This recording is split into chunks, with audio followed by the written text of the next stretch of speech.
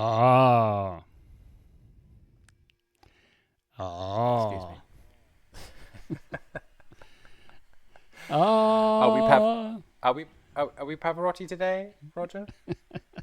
Yes, we need to be Pavarotti today for our phenomenal phoneme this week, this episode. The English The ah. sound. Exactly. Give it some. Oh, that's better than I do it.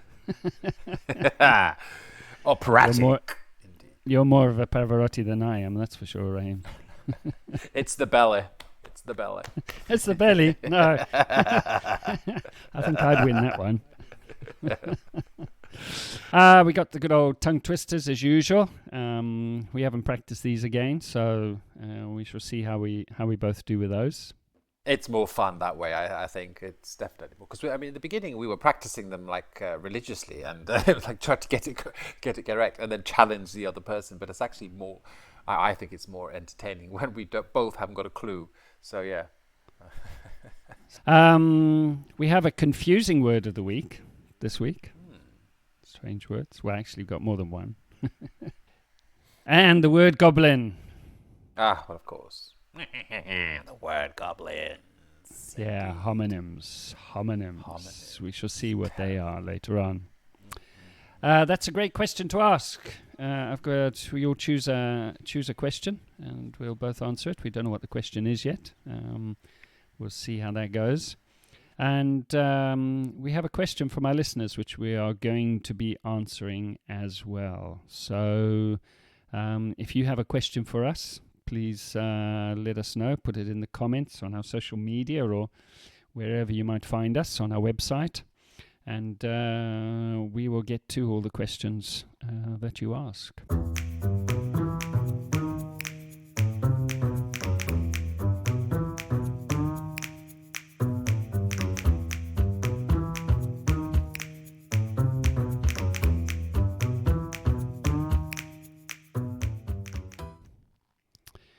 Right, shall we start then, Raheem, with Name That Sound? Name that sound. Yes, yeah, let's have a listen.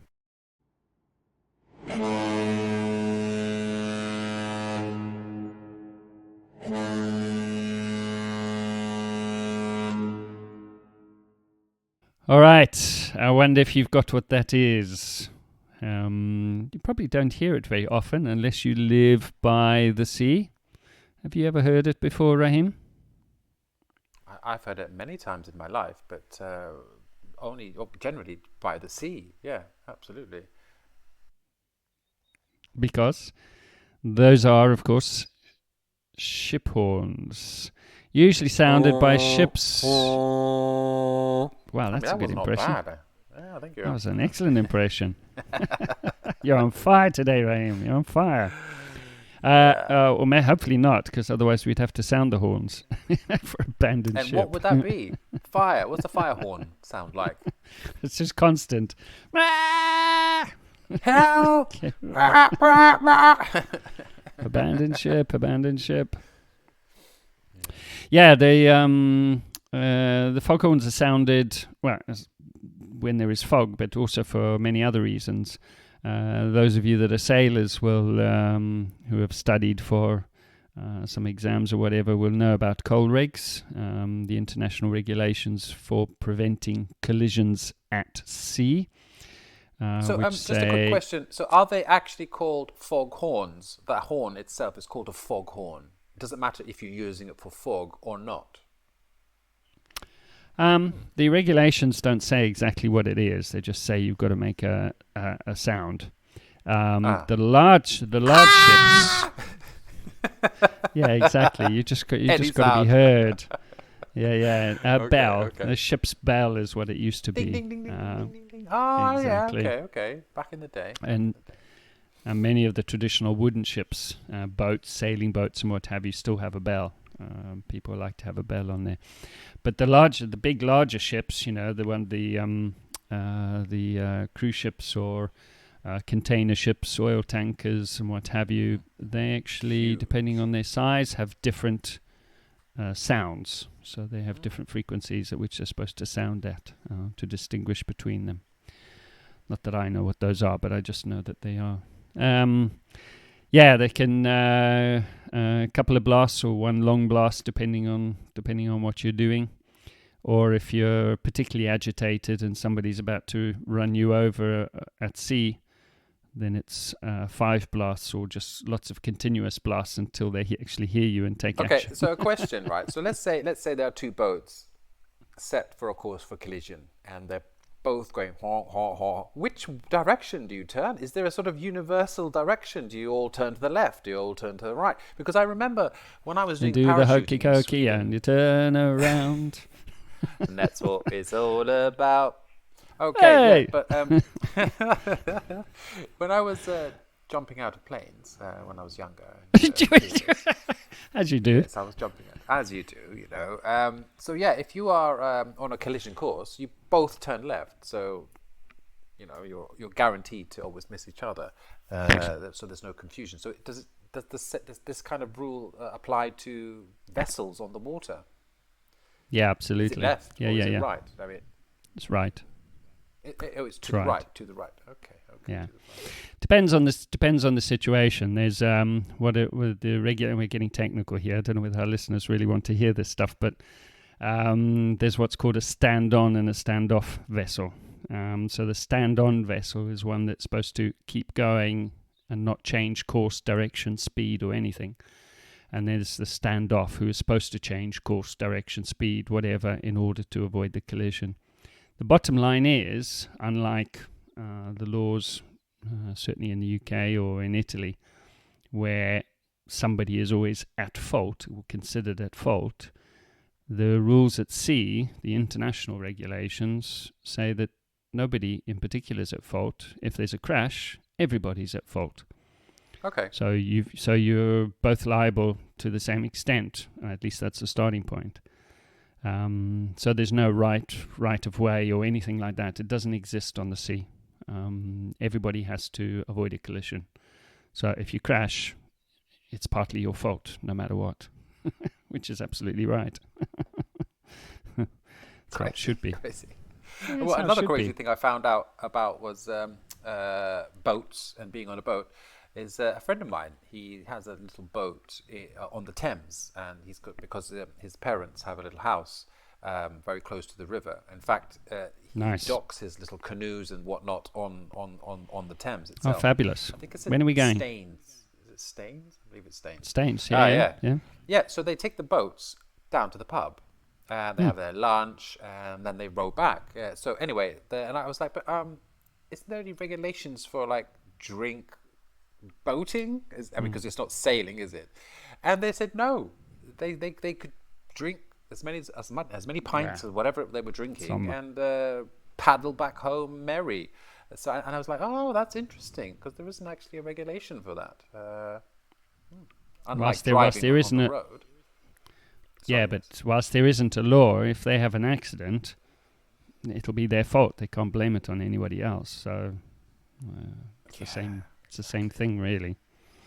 I mean, I thought it was quite ludicrous being plastered and boating and stuff. I mean, you could cause so much havoc. But I don't think it's a green light to say that you can drink and go sailing at the same time, or kayaking or whatever. I don't think it's a green light for that. I don't think it's a good idea. No. Yes, there we go. Boat signals. Phenomenal phoneme. It is. It's the phenomenal phoneme time. Dun, dun, dun, dun. Yes. Phenomenal phoneme. We have a bit of drama in the parlor today. Parlor. Exactly. Remember, get the Pavarotti out, as you always say, Roger. Yeah, get your Pavarotti on. It's the You need to have a deep breath. You need to open your diaphragm, get your lungs filled, shoulders back, chin up. Oh. Go on, Raheem. You can do it far better than I can. There we are. Fantastic. A bit of vibrato there. Yes, it's the R sound. Ah, we have a number of words where we find this. We'll come to the different pronunciations later, but let's go through it certainly in the way that I would pronounce these words. Father. Start. Bath. Ask. That sounded like ask to me. Was there a K at the end? There was. Let's try again. Ask. Ask me a question. Ask me a question. Ask. Well, that ask should also have appeared in this list, I think. Pa'm. Pa'm. Yes.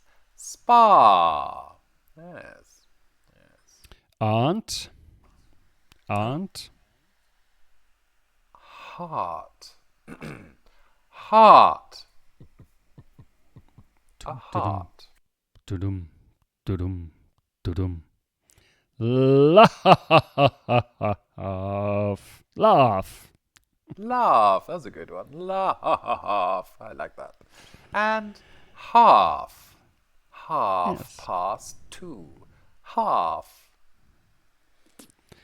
Very nice. Let's put all of those into a sentence, which I suggest, if you're listening, that you give this a practice if you want to try out this sound and make sure you can do it well.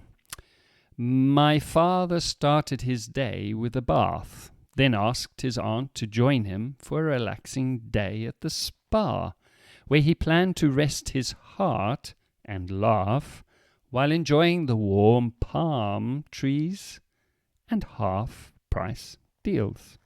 My father started his day with a bath, then asked his aunt to join him for a relaxing day at the spa, where he planned to rest his heart and laugh while enjoying the warm palm trees and half-price deals. How do you enjoy the warm palm trees, I wonder? I think coexisting with them, sitting on a beach in a beach chair in the Caribbean having somewhere, a laugh or with his aunt. There we go. anyway, the R sound. You need to. It's kind of guttural. It comes from deep down below. It sort of resonates. It's not in your mouth. You can't keep your mouth closed because otherwise, sound. Let it rip. Ba'th, path, palm. Yeah, it works. Wow, fantastic. Yes, so some languages where the pronunciation is very much in the mouth, and Italian being one of them. These kind of round vowel sounds are actually quite difficult for people to pronounce. They come out sort of half closed, sounding kind of nasal or whatever as well. But anyway, keep your mouth open, tongue slightly back. Tongue is in a neutral position.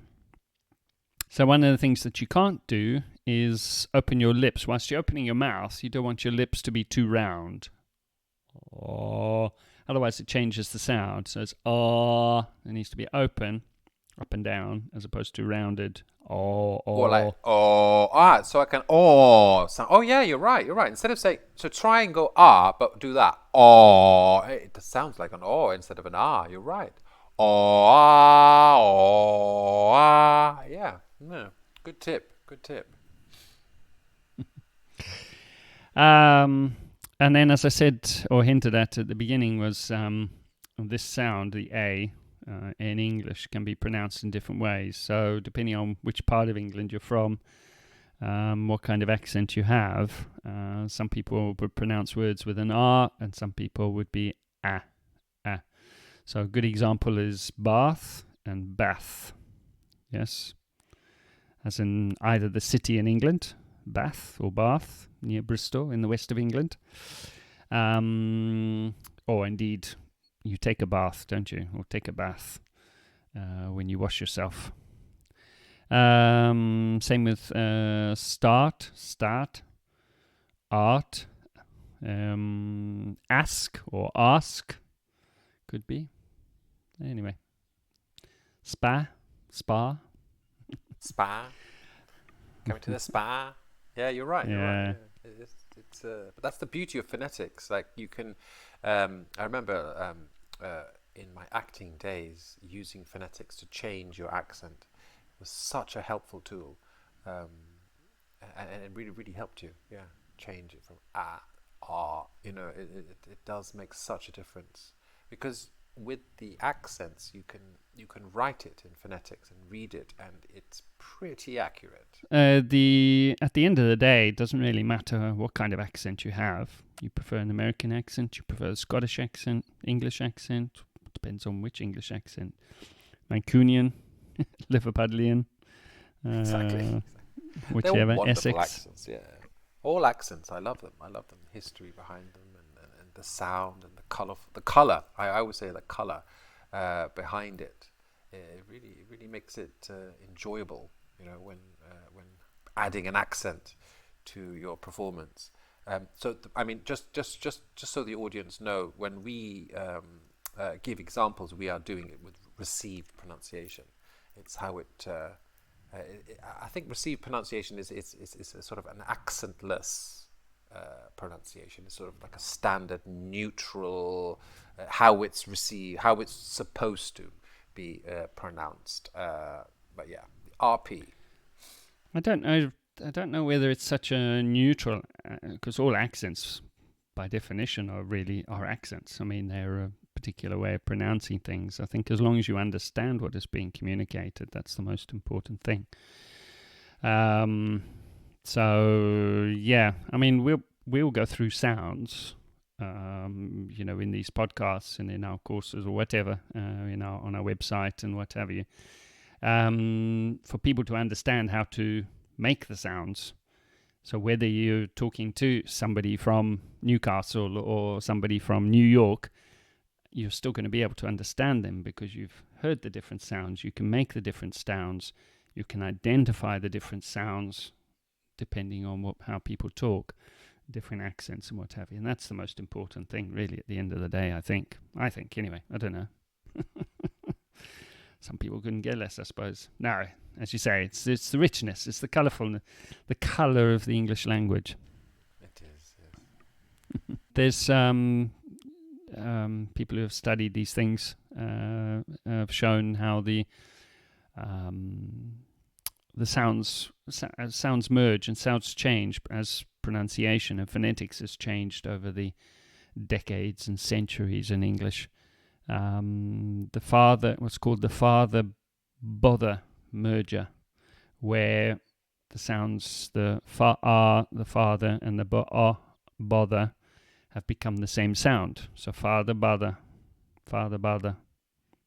it's like that, which is the American accent, or one area of America anyway. And as I said, people who have studied this can see that this is that this also occurred in the UK as well, in the southeastern England in the late 16th century apparently, as well as in North America. So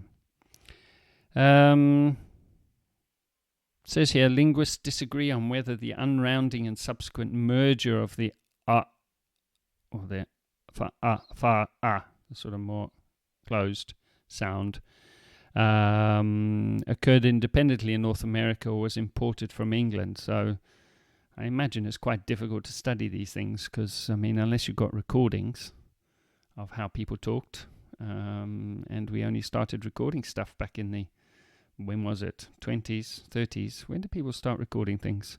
On the gramophone? No, it was the late 19th century, the gramophone, wasn't it? So it's only then that we have any records of how things happened. So how can they go back to the 16th century? I suppose it comes back to the spellings and what have you as well. Anyway. So, interesting stuff. Shall we have a poem? Yes, let's have a poem. A father's start. Hark the lark's call, a clarion start, as dawn breaks o'er the garden's heart. The father strolls, his path to chart, past blooms that grace the garden's art. He pauses, gazes at the palm, its fronds swaying and soothing balm. He breathes deep, feels his cares grow calm, as morning light bestows its arm. Very good. Lots of ah, isn't there? That was the purpose. Well, it was, yes, exactly. I loved it. It's very, very nice. Very soothing. Yes. Very calm. Anyway, let's move on, shall we? We shall. It's the tongue twister. Tongue twister. Okay, what do we have for you? Oh, goodness me. Right, so it's again with the R sound. I think I'm going to go first. Let's see. Right. The dazzling, darting, dashing darter darts daringly down the dark, damp darter's dart. Wow! That hard. That wasn't that hard. No. The dazzling, darting, dashing darter darts daringly down the dark, damp darter's dart. Well done. Okay. Yeah, it wasn't that hard. It wasn't that difficult. Right, the next one. Sweet. Barking bards bowl at bards so balmy that balmy bards bark back at barking bards. Did I screw it up? Right, again. Barking bards bowl. Ball. Yeah. Ball. Oh, goodness me. Barking bards bawl at bards so barney that barney bards bark back at the barking bards. Oh, that was much different. That was very, very difficult. I think it's more difficult to read than to actually say, but anyway. Yeah. Give it a go, Roger. Go on it. Okay. Barking bards bawl at bards so balmy that the balmy bards bark back at the barking bards. Professional. How's that? Professional tongue twister here. Yeah, well done. That was fantastic. I think the vowel sounds are easier than the consonant sounds anyway. So, but anyway, you have a go, listeners, and see how you get on with these. Make sure you open up your mouth. Get your Pavarotti on. Remember, Barking bards ball. Barking bards ball. Barking bards ball at bards so barney. No, I screwed it up again. Okay, one more time. Barking bards ball at bards so balmy that balmy bards bark back at the barking bards. Bravo. Bravo. Okay. What's next? What's next, Roger? We have a rather confusing word of the week. I'm confused. Yes, we're going to get confused now. We've actually got 3 words here. I'll start off with the first one. First one being baffled. Baffled. Baffled.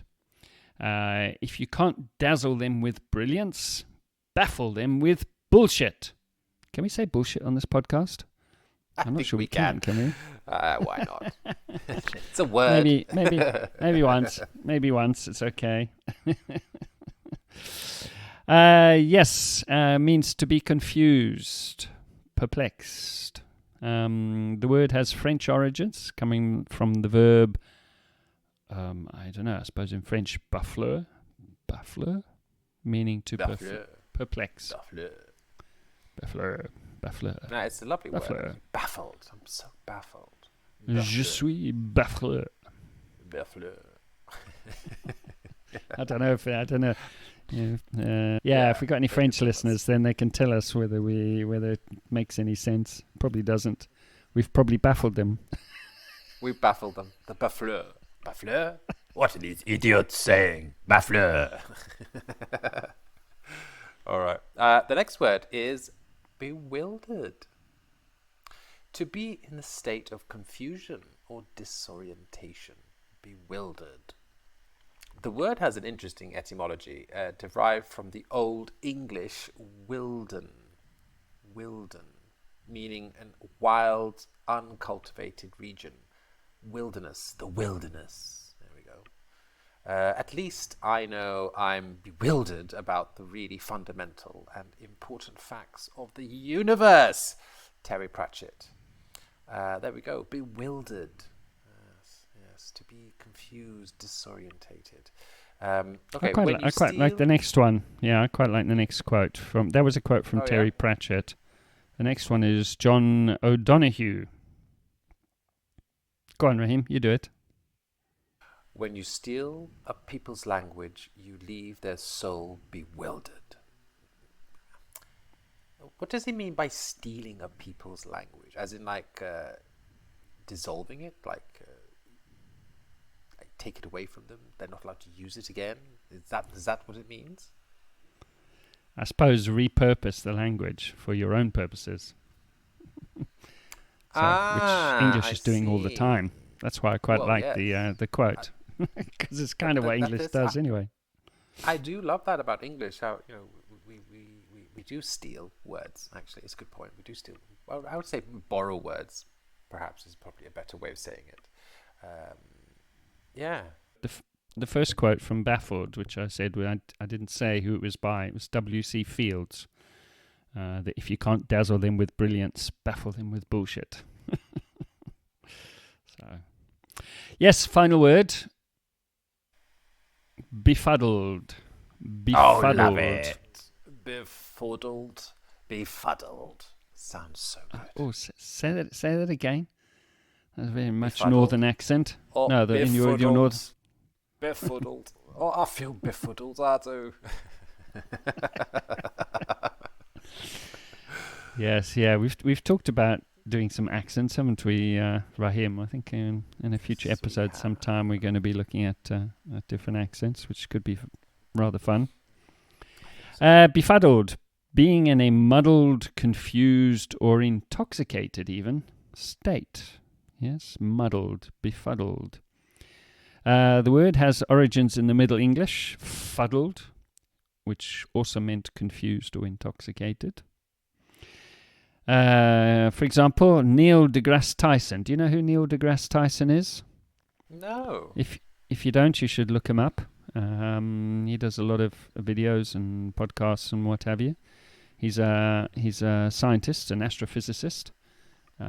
Talks a lot about the universe and physics and things like that. He says all sorts of interesting things, but he says it in a way that's quite good to listen to, easy to follow.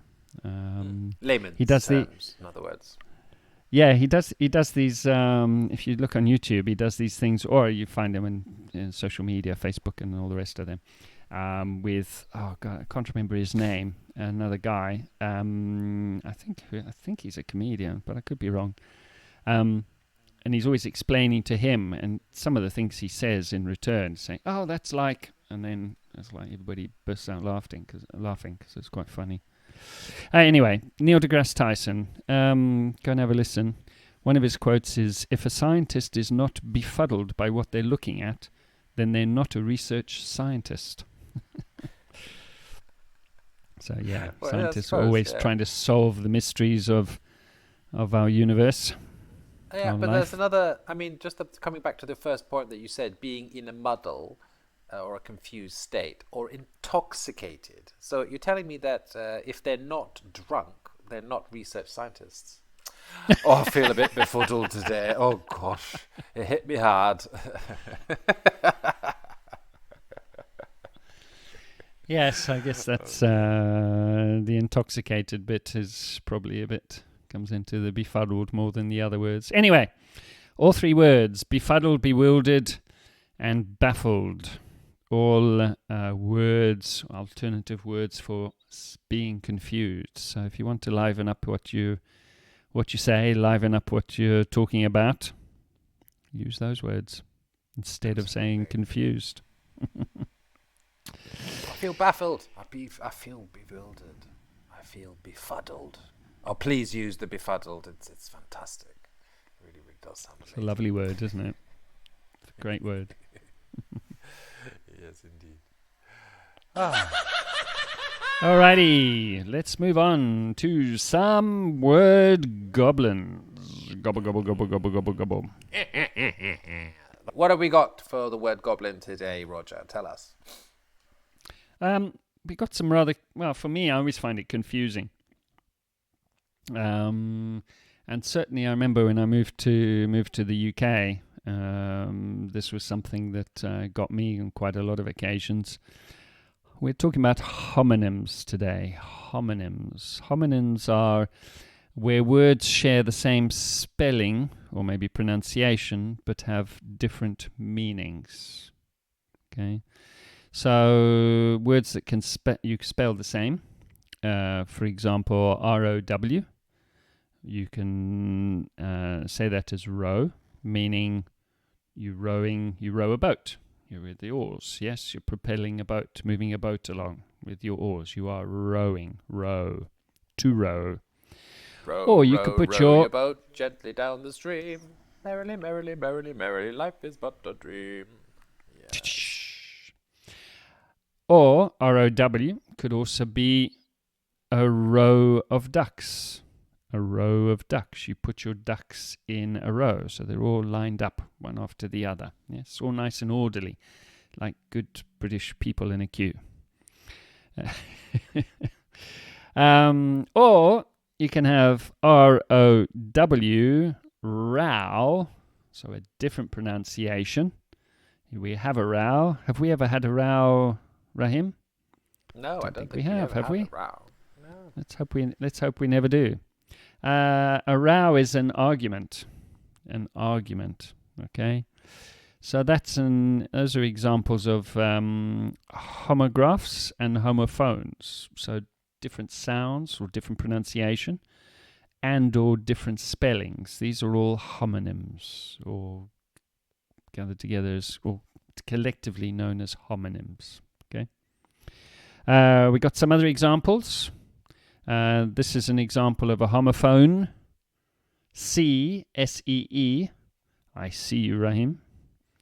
Or S-E-A, also pronounced sea, as in the Mediterranean Sea. The water. You go swimming in the sea. Go to the beach. Go swimming in the sea. But what about the letter C? Ah, yes. We also got the letter C. Different spelling again. Just one letter. Exactly, but the same pronunciation. Huh? Same pronunciation. Swimming in the sea. With a C. With the letter C. What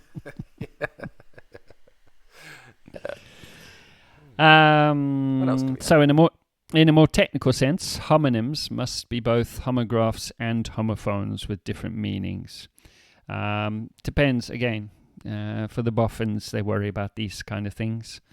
For us, it's more important to recognize that words that can have the same spelling but different pronunciation, or same pronunciation but different spellings, also with different meanings. Goodness me. Is English confusing or what? Oh, goodness me. Who'd want to learn English? Yeah, we got stalk, S-T-A-L-K, part of a plant, a sort of stem, part of the plant.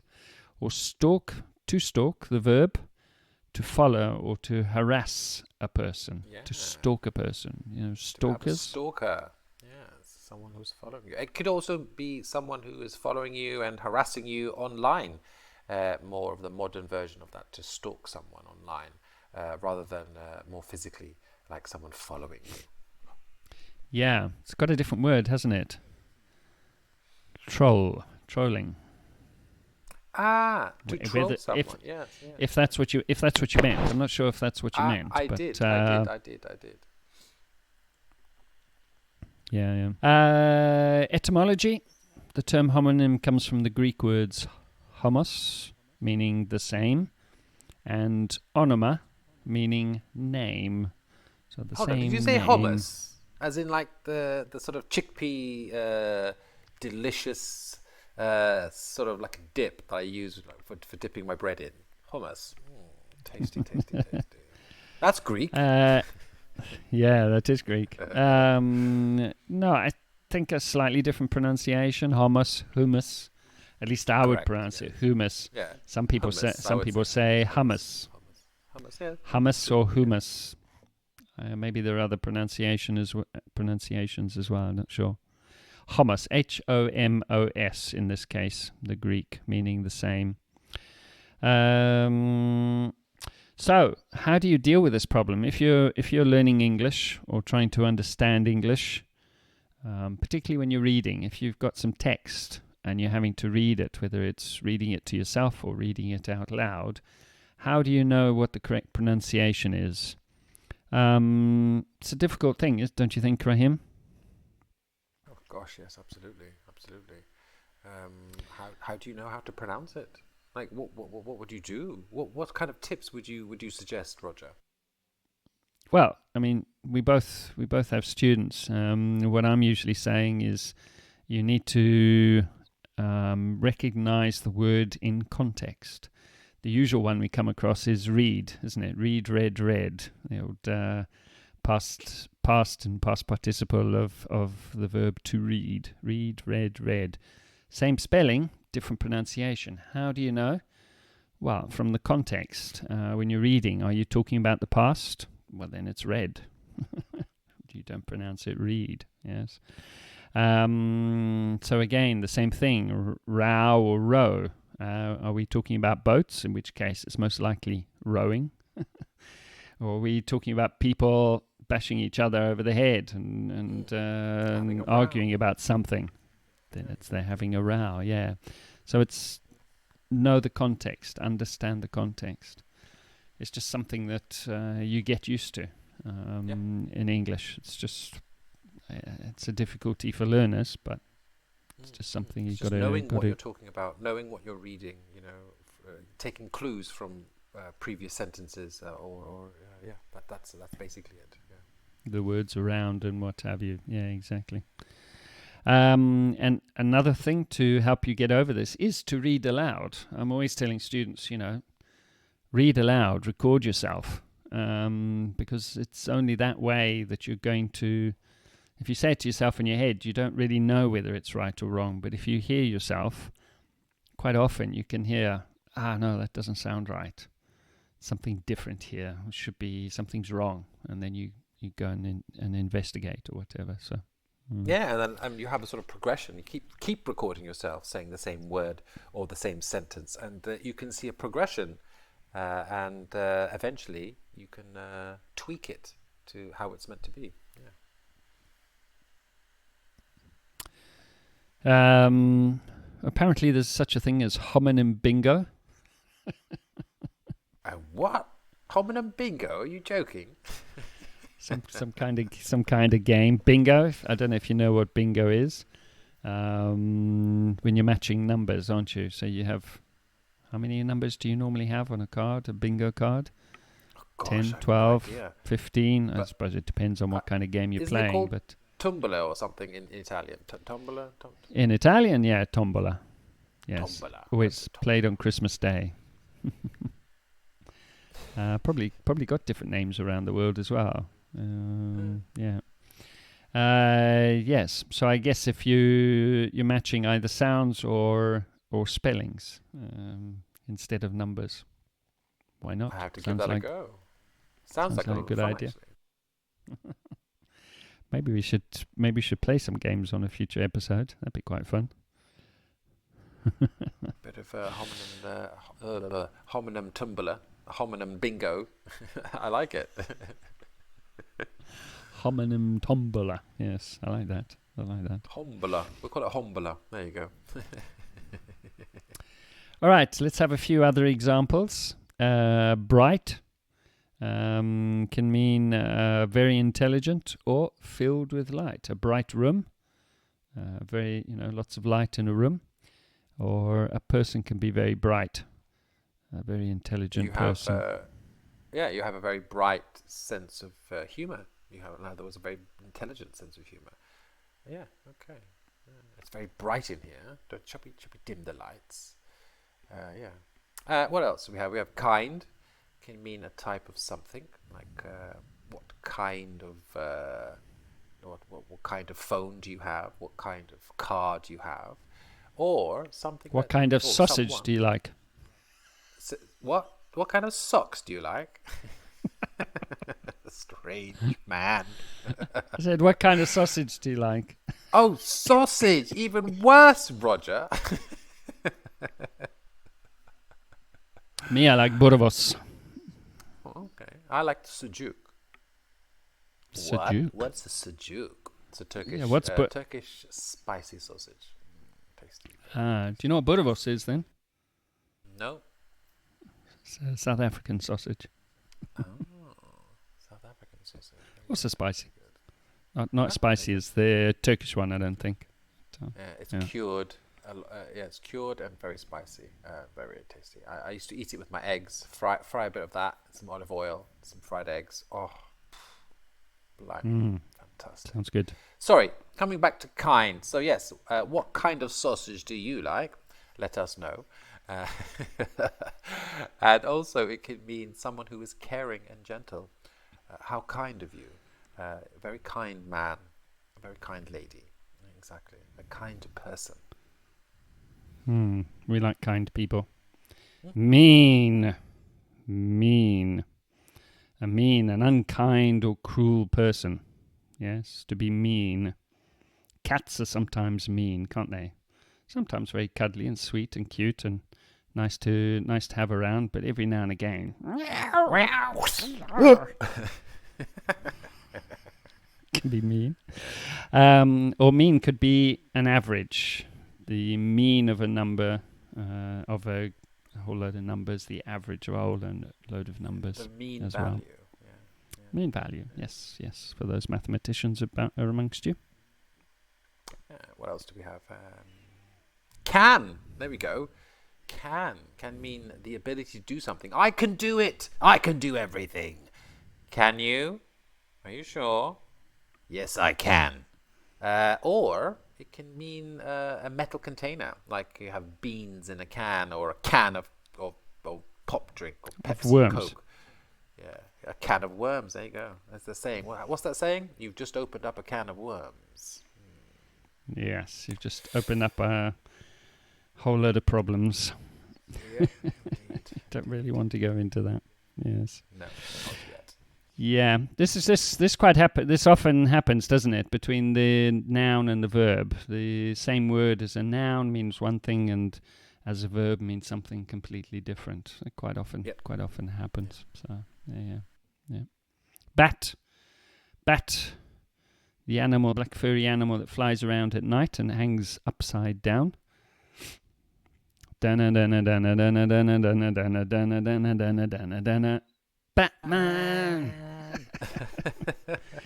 One of the first cartoons I watched in black and white. Showing my age now.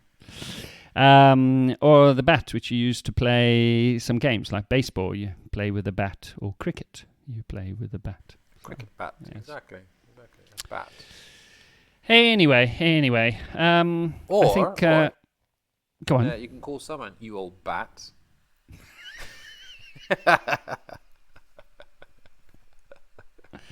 Nora Batty on Last of the Summer Wine. Have you ever watched Last of the Summer Wine? It's a UK television series based up in north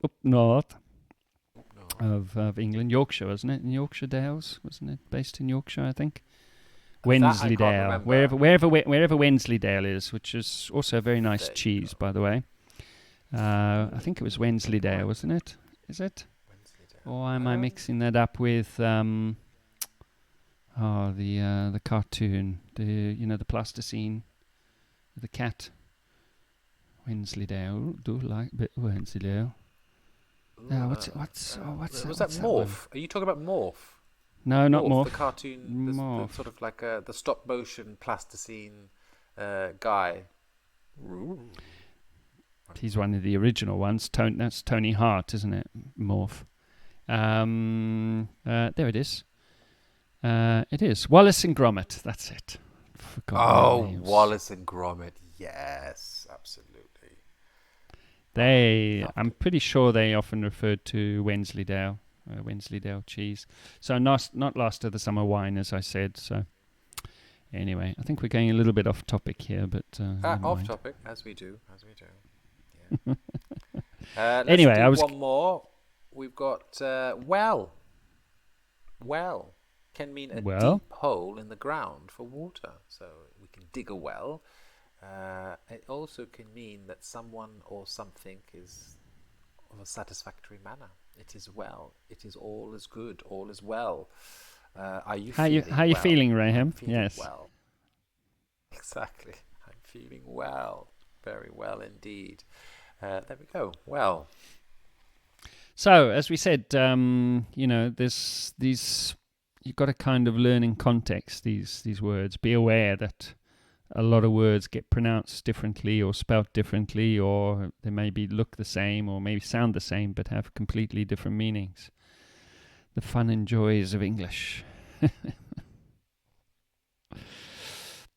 Anyway, in future podcasts, I think we'll also look at some similar sort of aspects in English where things like heteronyms or heterophones, words that are spelled the same but pronounced differently.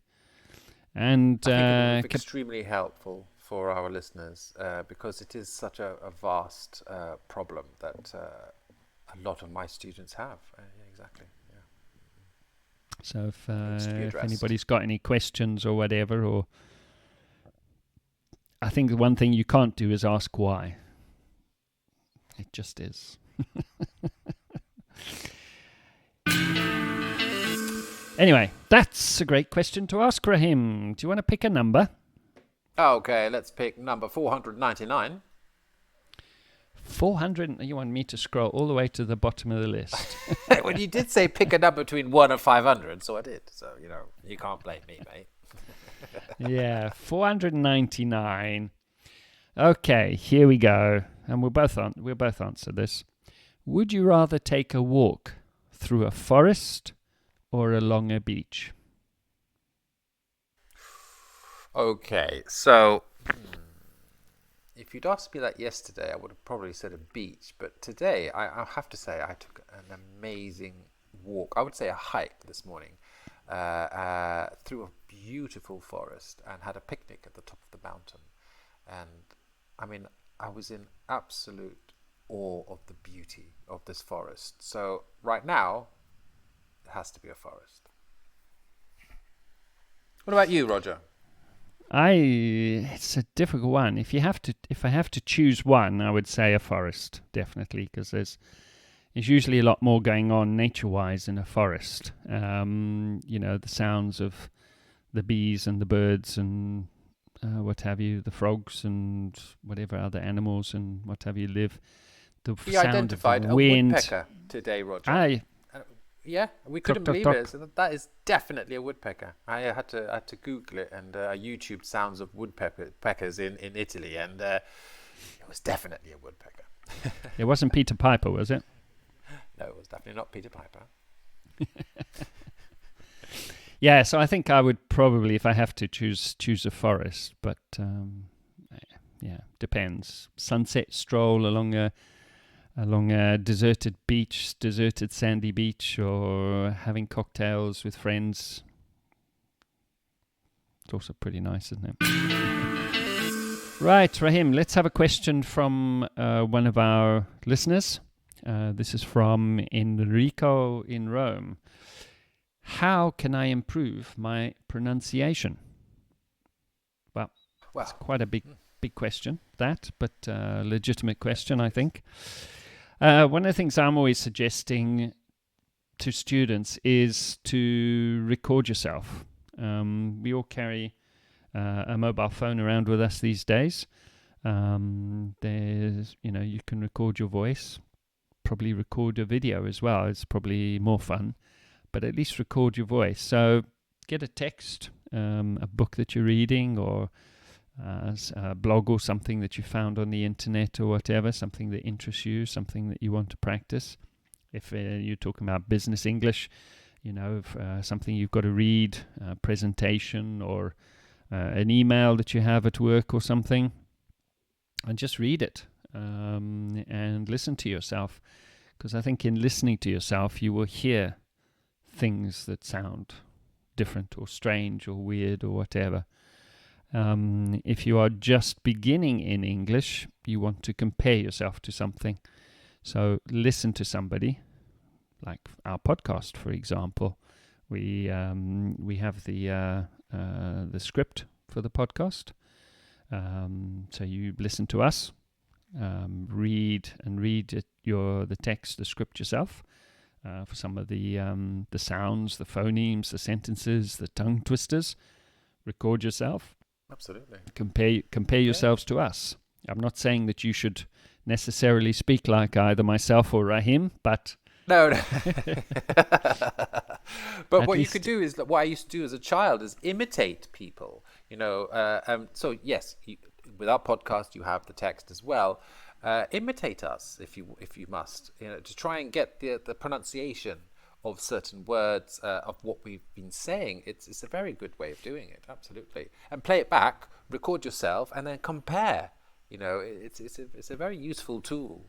Absolutely. I'm certainly, in terms of Italian, I'm often imitating people. Also where I live, the difference between, let's say, Italian and Roman Italian is often quite different, the pronunciation. And sometimes my students say, "Oh, I know you've come from the south of Italy. You've learned your Italian from the south and not from the north, because of the accents and the pronunciation of different words and stuff." So, yeah. Any other ideas, Rahim? Well, be calm and start slow.